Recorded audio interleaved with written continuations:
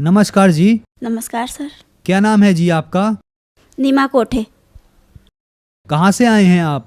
Indore MP से। संत रामपाल जी महाराज से नाम दीक्षा लेने से पहले आप कौन सी भक्ति साधनाएं करते थे? संत रामपाल जी महाराज से जुड़ने से पहले मैं सभी देवी देवताओं की भक्ति करती थी। ब्रह्मा विष्णु महेश सब। कार्तिक के मौसम में कार्तिक नहाती थी, 4-4 बजे रात से उठ के ठंडे पानी से नहाती थी, 9 रात्रि में 9 दिन का उपवास रहती थी और काम भी करती थी। और इससे इतनी साधना करती थी, हाथ से भी ज़्यादा करती थी, सोती भी नहीं थी। बहुत भक्ति करी मैंने। जो भक्ति साधनाएं आप करते थे उनसे आपको क्या लाभ मिले? कोई लाभ नहीं मिला। और भक्ति की चाह भी करते थे, लाभ का चाह भी करते थे, तो कुछ भी बीमार रहती थी। बस बीमार जब इतनी बीमार रहती थी, 8 दिन में 4 दिन में बस बीमारी होती थी और डायरेक्ट बाटल चढ़ती थी या भर्ती होती थी। इतनी बीमार थी और घर में भी इतना झगड़ा हो रहा था। भैया भी बहुत दारू पीते थे, इतना झगड़ा करते थे, हमेशा पापा अलग करते थे। हम काम करके लाते थे, हमको भी निकालने देते थे, इतना झगड़ा करते थे वो। संत रामपाल जी महाराज से आपने नाम दीक्षा कब और कैसे ली?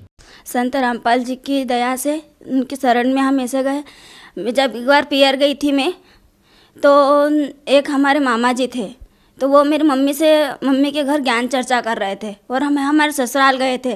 ससुराल भी उधर पास में ही था और ऐसा मालिक ने योग बनाया कि वो ज्ञान चर्चा कर रहे थे मेरी मम्मी से, और उस समय हम भी वहाँ चले गए। तो वो ऐसा उनने बोला, हम वहाँ पे बैठे और उनने वो बोले आप ऐसे कैसे बोल रहे हो कि ये हम इस देवी देवताओं की भक्ति करते हैं, गलत है। भगत जी ने पूछा है ऐसा उनसे।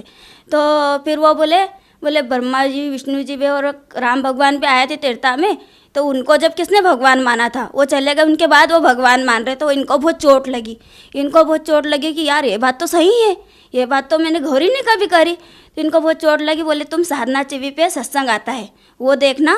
तो हम जैसे इंदौर आए ना, वैसे हमने साधना टीवी पे सत्संग देखना चालू कर दिया और ज्ञान गंगा पुस्तक उनसे बुलवा ली और वो पढ़ी और हमको ज्ञान समझ में आया।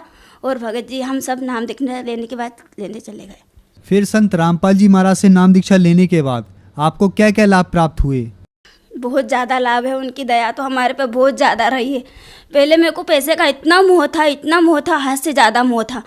एक दिन भी कभी भगत जी घर रह जाते थे तो मैं उनसे झगड़ा करती थी कि मेरे को बस काम करके जाओ, भाई काम करने जाओ, भले पैसे मत लाना पर काम करने जाओ, घर मत रहो। इतना मोह था और मालिक की दया से आज इतनी दया हो गई कि मेरी आत्मा बहुत शांति है। भले नहीं काम भी करेंगे तो मालिक देंगे, इतना विश्वास हो गया। और मेरे बच्चे को भी जीवन दान मिला। मेरा बच्चा भी डबल कुर्सी बैठा हुआ था गैलरी के ऊपर और पलंग रखा था, उस पर तिखा बहुत बड़ा, इतना बड़ा लोहा था, उसके ऊपर सर के बल गिर गया और वो सर ही फट जाता सर जी। लेकिन आज मालिक की इतनी दया हो गई कि वो है ना बिल्कुल ठीक है। उनको दंडवत प्रणाम करा होगा, उसने आंखें तान दी थी और थोड़ी देर बाद वो बिल्कुल ठीक हो गया। फिर एक बार उसके 8-10 दिन बाद में ही जब वो कपड़े वाली आई, एक को बर्तन लेना था, तो मैंने सोचा मैं कपड़े निकाल के उसको दे दूं। इतना भारी पलंग है वो, हाथ से भी ज़्यादा, और मैंने उसको टेक दिया और मैं कपड़े छाटने लग गई और बच्चा गया और उस पर हाथ डाल के वो उसके ऊपर पूरा ढक्कन गिर गया। उसके यहाँ पे लगती तो और फिर भी कम लगती है और उसके यहाँ पे लग गई थी, लेकिन उसको कुछ भी नहीं हुआ। मेरे परमात्मा जी ने मेरे बच्चे को डबल जीवन दान दिया। बचपन से ही मेरा पेट दर्द होता था बहुत ज़्यादा, इतना दर्द होता था एक साइड में कि जब भी दर्द होता था तो मैं कुछ काम उठ बैठ मेरे को बोलते थे ना, वो भी मैं गुस्सा आती थी, मेरे से बोला भी नहीं जाता था, इतना पेट दर्द होता था एक साइड। जब तक मेरा पेट नहीं ठीक, वो ऑटोमेटिक बंद भी हो जाता था, मन से होता था और मन से बंद भी हो जाता था। जब इतना पेट दुखता था, जब वो ठीक होता था, मन से बंद होता था, जब मैं बोलती थी, चलती थी और ये करती थी। और एक बार सर जी वो खिड़की उससे रखी हुई थी, खिड़की है ना बोर्ड से टकराई हुई थी और मेरी आदत है झाड़ू दरवाज़ा लगाने की। तो मैंने जैसे वो बोर्ड से टकराई हुई खिड़की को नहीं ध्यान दिया और मैंने जोर से दरवाज़ा लगाया, तो वो कांच की खिड़की थी, बहुत बड़ी खिड़की है, इतने बड़े बड़े कांच। मैं यहाँ पे खड़ी और वो कांच मेरे पैरों में यहाँ उड़े, इतने बड़े बड़े। पर मालिक ने ऐसी दया करी, मेरे को एक कांच भी नहीं लगा, नहीं तो कांच कितने उड़ते हैं, मेरे को एक कांच भी नहीं लगा। बहुत दया करी परमात्मा जी ने बहुत। और मैं गैलरी पे खड़ी थी, अचानक से मेरी आँख में पता नहीं क्या घुस गया था, मेरी आँख में घुस गया तो मेरे को बिल्कुल दिखना बंद हो गया था। मैंने वैसे मसला और मेरे को बिल्कुल दिखना बंद हो गया। आंसू 2-3 दिन तक गिरे तो मेरे को लगा ऐसे ही गिरते होंगे, वो तो बहुत ज़्यादा ही दुखना लगा, मेरे को दिखना ही बंद हो गया था वो आँख से। मैंने फिर गेहूँ भी ने दूसरे-तीसरे दिन गेहूँ भी ने तो मेरे को कंकर बिल्कुल नहीं उसमें से एक हाथ से दिख रहे थे। फिर मैंने अपने पति को बोला तो वो फिर आके डॉक्टर के पास लेके गए मेरे को। आँख के डॉक्टर ने बोला, बोले आपको तो उसने चेकअप करा, उन्हें बोला कि आपको बहुत बड़ा छाला हो गया है आपकी आँखों में से, आपका तो इतने दिन दवाई चलेगी, ये दवाई लो अभी और आना, फिर आपकी और दवाई लगेगी, आपको तो अभी बहुत बड़ा छाला है, अभी तो इलाज चलेगा आपका। और दूसरे दिन हमको मालिक की पेशी पे जाना था तारीख पे, तो रिजर्वेशन करवाया हुआ था, तो वो लाए दवाई, तो हमने जैसे ही लाए वो ले आए दवाई को, और एक दिन डाली वो, आज भी भगत सर जी हम लाना वो भूल गए, आज भी रखी है दवाई घर पे, और वो जैसे कि तैसे पड़ी है। सर जी मेरे को है ना आँख में डालती जयपुर तक गई, मैं एक बार डाली, और हम दवाई भी घर पे भूल गए थे, वहाँ जयपुर भी नहीं लेके गए, हिसार जाना था वहाँ भी नहीं लेके गए हम। जयपुर में मेरी आँख इतनी दर्द कर रही थी, इतनी ज़्यादा दर्द कर रही थी, मेरे को बिल्कुल पास का पास इंसान नहीं दिख रहा था मेरे को। तो फिर हिसार चले गए, हिसार गए तो वहाँ पे पाँव रखा, और मालिक ने ऐसी दया करी, मेरे को बिल्कुल दिखने लग गया, और मैंने दंडवत प्रणाम करा, बहुत शुक्रिया गुजार करा मैंने परमात्मा जी का, मेरे को बहुत दिखने लग गया वहाँ से, मेरी आँख बिल्कुल आज ठीक है।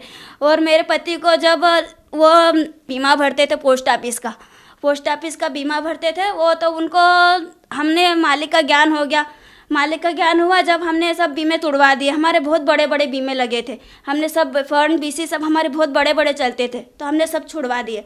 तो फिर वो छुड़वाने के लिए बोला, तो वो बोले तुमको तो इतने, अभी तुम छुड़वाओगे बीच में तो तुमको इतने पैसे मिलेंगे, ये पैसे नहीं मिलेंगे तुमको, अगर कभी छुड़वाओगे तो आपको 100 में से 25% पैसा मिलेगा, तो आप क्या संतुष्ट हो? तो पहले हम बोला कितने सारे हमारे 33-32 हज़ार भरे हैं, तो हम इतने पैसे कैसे लेंगे उनसे।